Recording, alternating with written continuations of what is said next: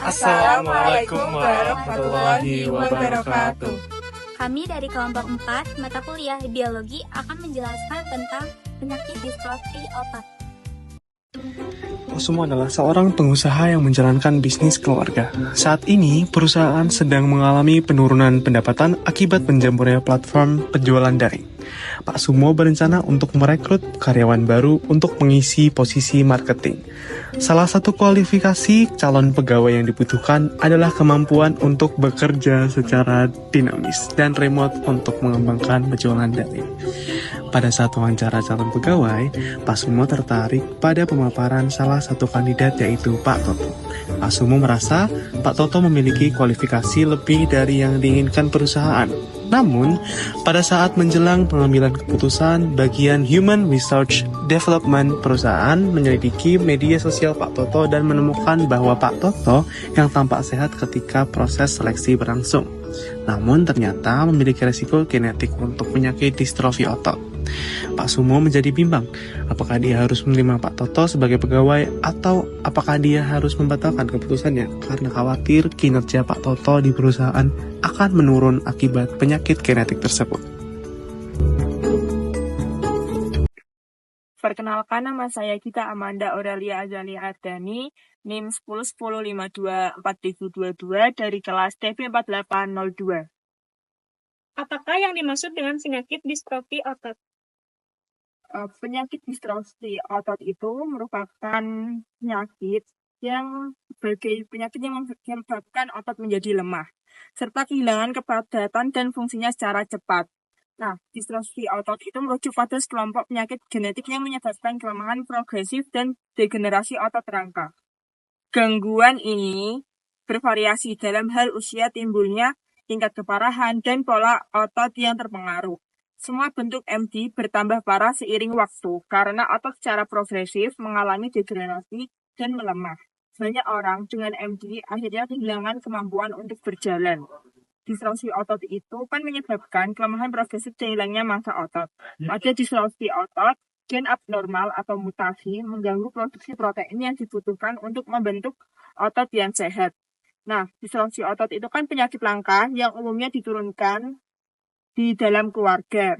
Gejala penyakit ini tuh bisa dikatakan ringan karena tidak terlalu terlihat, tetapi makin memburuk dari waktu ke waktu.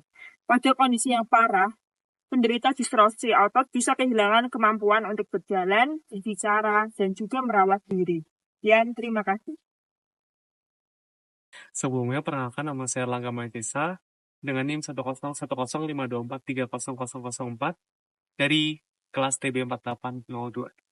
Bagaimana mekanisme penurunan penyakit ini secara genetik? Nah, mekanisme penurunan penyakit distrofi otot ini secara genetik itu diturunkan dari orang tua. Normalnya di dalam tubuh kita, di tubuh manusia ini, ada gen yang berfungsi untuk memproduksi protein di dalam otot.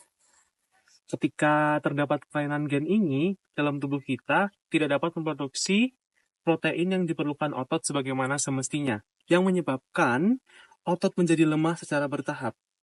Biasanya sering terjadi pada anak laki-laki, tapi beberapa orang juga mengalaminya setelah dewasa.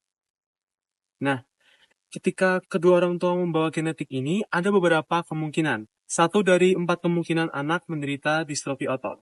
1 dari 4 kemungkinan anak, mereka sehat tetapi membawa kelainan genetik dari orang tua itu, dari ibu.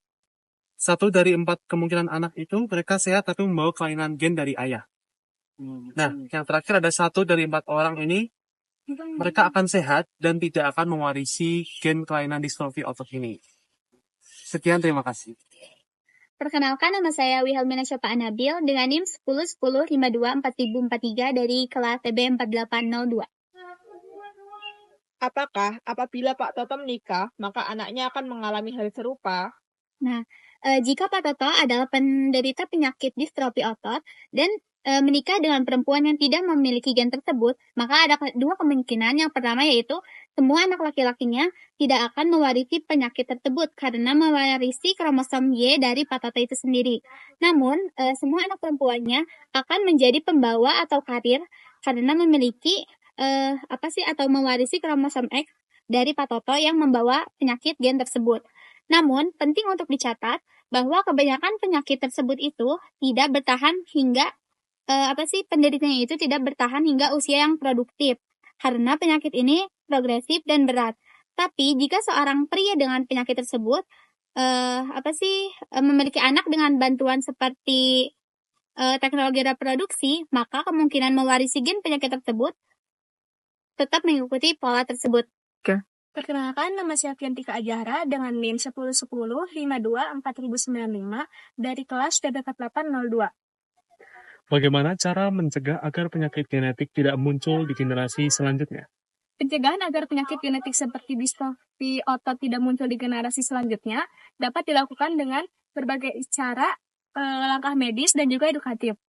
Salah satu cara utamanya adalah dengan melakukan konseling genetik, yaitu proses konseling dengan tenaga ahli untuk mengetahui resiko pewarisan penyakit serta pilihan yang tersedia bagi calon orang tua. Selain itu, pemeriksaan atau screening genetik juga penting dilakukan untuk mendeteksi adanya mutasi genetik pembawa penyakit pada individu, khususnya jika memiliki riwayat keluarga dengan penyakit. Langkah lain adalah tes prenatal yang dilakukan selama kehamilan untuk mendeteksi kelainan genetik sejak dini. Di samping langkah medis yang tadi, meningkatkan edukasi dan kesadaran masyarakat mengenai pentingnya pemahaman genetik juga berperan besar dalam menekan laju pewarisan penyakit genetik tersebut. Apakah sebaiknya dilakukan pemeriksaan genetik bagi calon pegawai yang sedang melamar ke perusahaan Pak Sumo? Bagaimana caranya? Untuk pemeriksaan genetik untuk calon pegawai adalah isu yang sangat sensitif karena berkaitan dengan privasi, etika, dan potensi diskriminasi. Nah, untuk secara umum itu pemeriksaan genetik itu tidak seharusnya dijadikan syarat dalam proses perekrutan. Karena dapat melanggar hak asasi manusia dan berpotensi menimbulkan diskriminasi terhadap individu yang memiliki resiko genetik terhadap penyakit tertentu. Namun, hal itu dapat dilakukan jika orang yang ingin direkrutmen itu menyadari diri dan mau untuk diseleksi dengan hal itu. Sekian, terima kasih. Sekian video dari kami. Bila ada kesalahan, kami mohon maaf yang sebesar-besarnya. Akhirul kalam. Wassalamualaikum warahmatullahi wabarakatuh.